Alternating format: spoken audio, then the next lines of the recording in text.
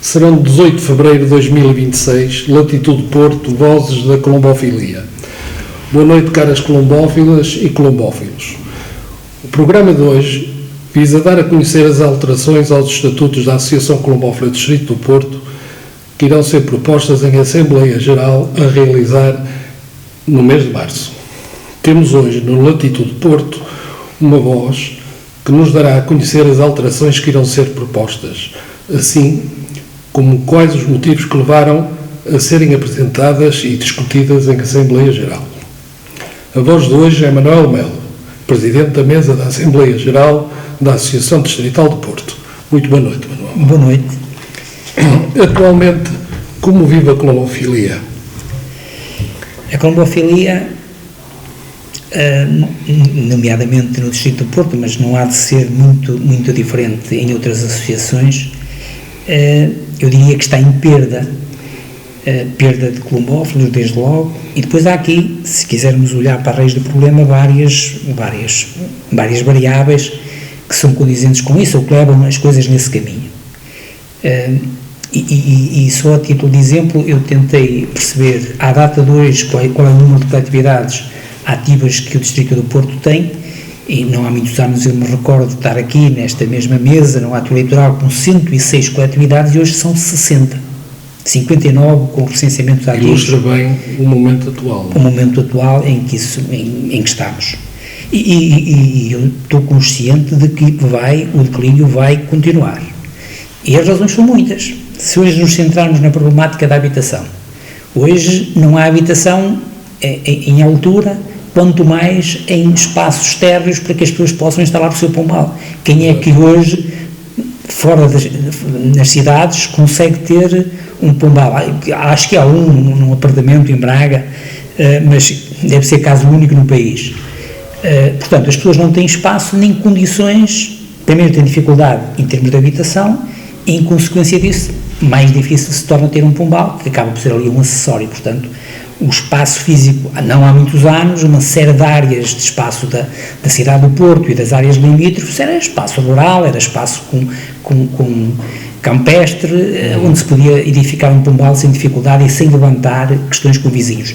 E hoje mesmo os pombais existentes, por razões de vária ordem, mas nomeadamente sanitária, há vizinhos que basta que tenham uma qualquer fobia ou até qualquer desentendimento com um colombófilo, vai à saúde pública, apresenta uma reclamação, a saúde pública cai em cima e vai até demolir, fazer com que a pessoa desista e vencê-la pelo cansaço. Se hoje falarmos em colombofilia e um pneumologista diz logo que o pó dos pombos, que é fatal como destino para os pulmões do cidadão, e portanto recomenda terminar com a colombofilia. Se a pessoa tiver problemas respiratórios, e ali nesse caso tem que ter problemas respiratórios e tem que ter uma sensibilidade própria para o pó dos pombos, mas aplica logo a sentença genérica, e portanto o cidadão, quando confrontado com um especialista da área da saúde pulmonar, que diz, se quiser viver mais uns anos, afaste-se, deixe os pombos, ou vá viver para 2-3 km de onde há pombos, a pessoa tem que ponderar a sua condição de saúde. Portanto, depois, se quisermos pensar nos custos que cada vez mais estão associados à prática da colombofilia, nós vemos que hoje o marketing da indústria farmacêutica é tremendo na área humana e no dos animais não deixa de ser da mesma forma. Os colombófilos embarcam nessas estratégias de marketing que estão feitas para levar as pessoas a consumir um determinado conjunto de produtos. E, portanto, hoje olhamos para qualquer frasco, ele tem um custo elevado, tem os seus custos de produção e depois tem as margens de lucro de quem o comercializa, daí tudo normal, mas a pessoa que olha e porque vê que o parceiro do lado dá o produto A, o produto B, você convence que é o produto A, o produto B, que faz com que os pombos consigam vir à frente do seu vizinho. E, portanto, mais o preço das rações, que à medida que o tempo vai passando, vão passando a ter um imposto a 6%, e depois outros têm a 23%, e depois tudo isto faz com que os custos são elevados. Portanto, há logo aqui um conjunto de variáveis que fazem com que as pessoas ponderem a prática da colombofilia ou não. Se quisermos, e depois pensamos, eu nunca mais me esqueço da Olimpíada de Bruxelas, No mesmo hotel ficou um conjunto de portugueses e juntámos-nos depois de jantar lá no hall do hotel, e recordo-me o Sr. Óscar de Cortegaça, Óscar Pacheco. o Sr. Óscar Pacheco olhou para a plateia que lá estava de combófilos e nunca mais me esqueço, porque eu era parte envolvida, e ele disse: reparem bem qual é o mais novo que está aqui. E o mais novo era eu. Se ele daqui a mais 20 anos, olha a idade dele, nós já fomos todos. E portanto não vejo aqui mais ninguém novo. O que é que se passa com a juventude? A juventude é impossível competirmos hoje com a tecnologia, depois a própria condição da habitação de pessoas que estão fechadas num apartamento, que não podem ter acesso, que não veem o vizinho a ter pombos, que não vão atrás dos pombos. Eu recordo-me quando eu era criança, eu era estafeta, havia vários combófilos à volta da casa dos meus pais, e portanto eu andava ali de bicicleta a saber quais eram as horas de um, as horas de outro, e portanto havia ali aquela ligação aos combófilos, perceber a dinâmica dos pombos. Ia motivando-as. Ia motivando, atraindo, a pessoa depois também queria ter o seu espaço, o pequeno pombal, depois vai aumentando até ficar grande, mas hoje não se vê, hoje as pessoas estão fechadas no seu apartamento, quando muito ficam assustados quando aparece um pombo pousado na varanda, e portanto jogos eletrónicos, o acesso permanente à internet, e portanto essa é a ocupação e a formação dos jovens. Há aqui um conjunto de fatores que todos reunidos contribuem para que a combofilia tenha este declínio que tem vindo a ter, e eu estou crente que não demorará meia dúzia de anos e nós estaremos ainda com baixas maiores. Cabe às estruturas colombófilas tornar a prática mais, digamos, mais fácil para as pessoas, a entrada neste desporto mais facilitada. Mas eu lembro-me que, desculpe interromper, mas lembro-me que quando os meus dois avós, tanto materno como paterno, eram colombófilos, e lembro-me que o materno tinha poucas possibilidades, geriam uma equipa reduzida de pombos, e com isso, digamos, tinha 40, 50 pombos, não tinha mais, e até marcavam, especialmente fundo, fazia as suas brincadeiras, mas, ou seja, não pesava no orçamento, tanto no orçamento. Hoje em dia, com as colónias mais numerosas, o peso no orçamento, a gestão dessa colónia é muito maior. É imensuravelmente maior. E depois acaba por ser uma prática que tem a competitividade lá inerente. A colombofilia, como qualquer outra área, nunca será equitativa. Poderá ser mais, as condições podem de alguma forma contribuir para que haja mais ou menos equidade, mas de facto eu quando era jovem, a maioria dos colombófilos que habitavam a zona, a maioria, porque já havia um ou outro que tinha outra dimensão, tinham parcos rendimentos e tinham colónias pequenas, mas ao mesmo tempo isso não deixava só por si na colombofilia, porque há aqui razões às vezes de outra dimensão que ultrapassa a racionalidade. Nem sempre as grandes colónias, ou por facto de ser uma grande colónia, claro que dá ali uma outra vantagem, mas essas pessoas nesse tempo diziam, eu recordo-me perfeitamente de um senhor que me dizia, utilizava esta expressão, são tão pouquinhos pombos, rapaz, quando não conseguires contar os pombos no ar é porque tens pombos a mais. Isto para mim eram palavras sábias, porque era a forma de eles conseguirem ter os pombos num pombal com uma determinada dimensão. Claro. Eu já, em tempos que lá vão, recordo-me perfeitamente, se a memória não me falha, na inauguração da coletividade de Tirsense, em que eu fui representar a associação. E depois fiquei para o Dr. Trezo, que à altura era o presidente da federação, e eu lhe tinha dito que tinha que ser a federação a tomar rédeas em termos estruturais para se diminuir o número de recenseamentos, o número de pombos, alguma coisa teria que ser feita, e nessa altura perspectivava a federação. Claro que nós vivemos num país que tem muitas assimetrias e, portanto, o Sul, a zona da associação é uma realidade. É uma realidade, e depois a distância entre colombófilos é de dezenas de quilómetros. Se tivesse que interferir na dinâmica das coletividades, muitas delas acabavam por fechar por não terem condições. Mas continuo a achar que esta carta branca de cada um fazer recensear os pontos que tem, todos têm tendência a ter sempre muitos, depois isso vai implicar os custos, vai fazer com que a determinada altura isso pesa no orçamento familiar. Vamos avançar e passar para o assunto principal que nos trouxe aqui hoje, que prende-se com a proposta de alteração dos estatutos. Pode-nos explicar, para quem não está bem dentro desta dinâmica, o que são realmente os estatutos, nomeadamente os da Associação Colombófila do Distrito do Porto? Pronto, os estatutos desde logo fazem parte do artigo 46º da nossa Constituição da República, que e daí o crescimento e a dimensão das coletividades, das associações que se criaram depois de 74, quando a Constituição foi aprovada.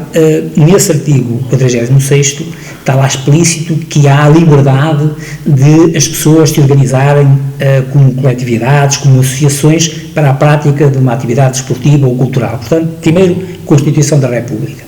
Depois temos o Código de Processo Civil, onde há também um decreto-lei específico e que diz que compete a essas coletividades ou associações organizarem-se e criar as suas regras pelas quais deverão conduzir a sua prática. Depois, mais tarde, surge a Lei de Bases do Desporto, em que todas as federações tiveram, de acordo com a Lei de Bases do Desporto, como a da Educação, como da Saúde, mas neste caso específico, a Lei de Bases do Desporto, que organiza e cria regras para as federações. E depois, aquelas que são sócias da Federação, neste caso Portuguesa de Colombofilia, as associações colombófilas distritais, de acordo com o Código de Processo Civil, têm a autonomia de criar as suas regras e por elas se regerem.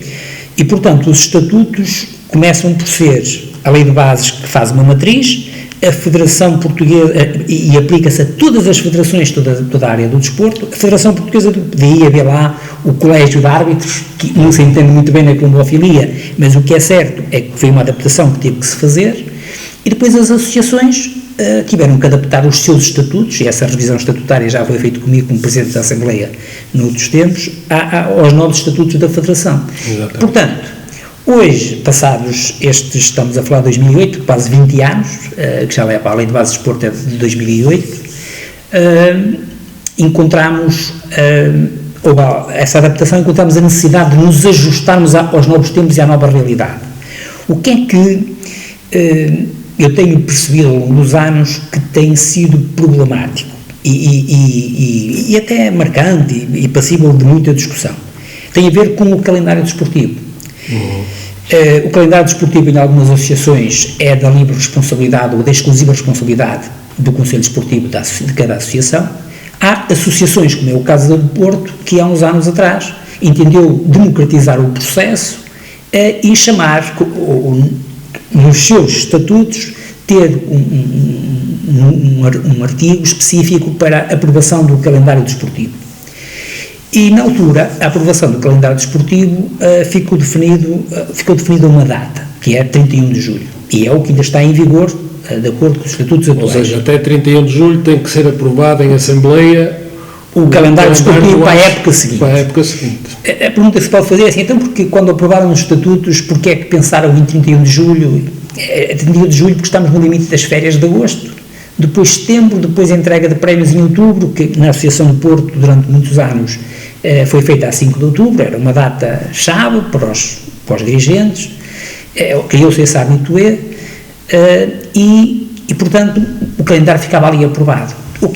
E porquê 31 de julho? Porque o calendário tem que ser entregue na Federação até 30 de setembro. Exatamente. E, portanto, nós fazemos em julho ou fazemos em setembro. Data de entrega na Federação... 30 de setembro. 30 de setembro. Portanto, como se metiam ali as férias, optou-se por 31 de julho. Isto para esclarecer as pessoas é que posteriormente a Federação reúne com a Federação Espanhola para acertar os locais de solta e as datas. E as datas para os colombófilos espanhóis, para as federações espanholas poderem organizar concursos em datas distintas dos portugueses. Dos portugueses, é exatamente assim. Portanto, o calendário vai para a Federação tem que aprovar locais que depois há ainda a DGAV que determina áreas e locais de solta que não são permitidas pela gripe das aves, e por isso a Federação tem a responsabilidade de cautelar que as associações não vão fazer soldas em locais que não são permitidos pela Direção-Geral de Veterinária.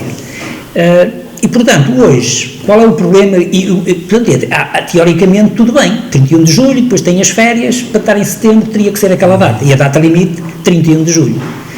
Hoje, sobretudo, quando há eleições, o calendário sendo aprovado é 31 de julho, e as eleições sendo a posteriori, a direção que entra fica sempre a gerir um ano, uma área desportiva com um calendário aprovado por terceiros, com o qual se podem rever ou não.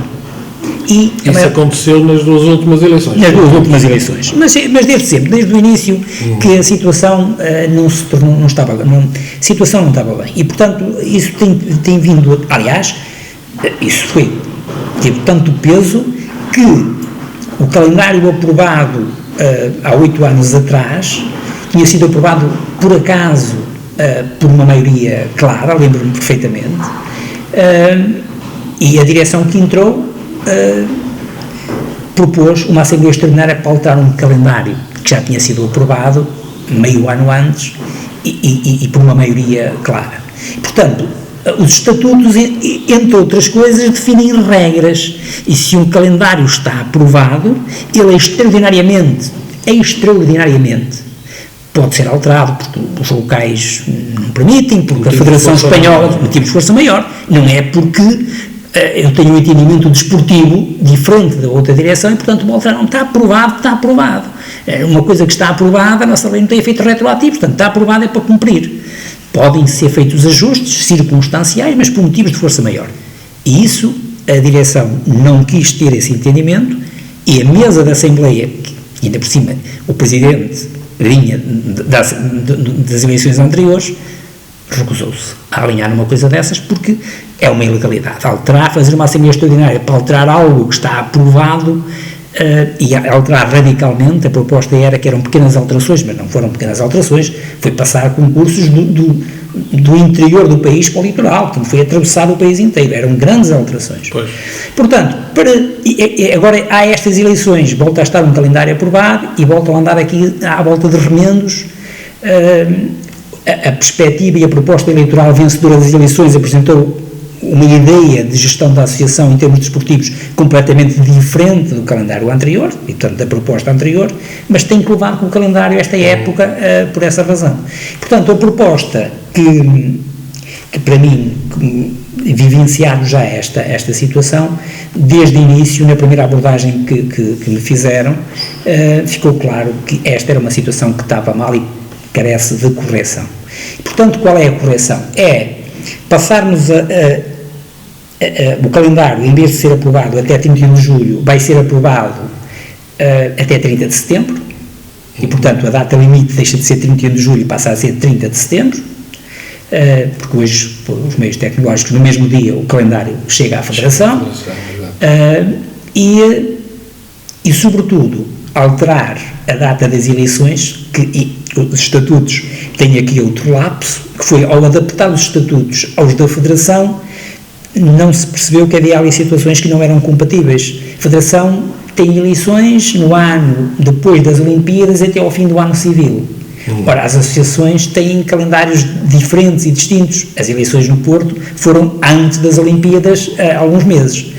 E está lá, isso ainda está lá. Portanto, temos que alterar esse texto, esse articulado, e ao fazê-lo vamos colocar a data das eleições não entre as Olimpíadas e fim do ano civil, mas até o dia 10 de setembro, ou na primeira semana de setembro.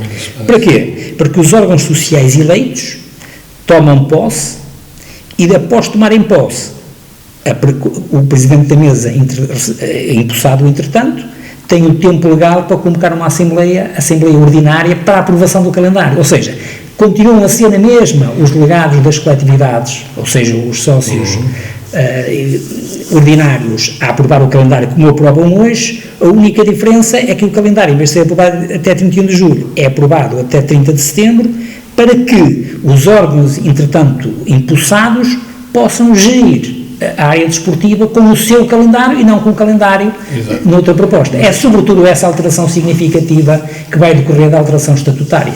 Claro, muito obrigado. Mas a data da aprovação do calendário, a data da Assembleia que irá aprovar o calendário, será para todos os anos ou só em ano de eleições? Não, eu acho que faz sentido ficar para todos os anos. Aliás, eventualmente a ideia é que seja, que fique, porque é indiferente. A data de 31 de julho tinha a ver com aquele timing das férias e depois em setembro chegar-se de férias e convocar-se uma Assembleia, mas eu penso que isso hoje é perfeitamente passível de ser. Estamos noutro tempo em que tudo é mais célere, em que não precisamos de ter 15 dias para convocar uma Assembleia, porque hoje é por correio eletrónico e, portanto, é imediato. As coletividades tomam conhecimento, estão sinalizadas de que a Assembleia vai ocorrer. Não, Melo, quais são os requisitos legais necessários para validar as alterações pretendidas?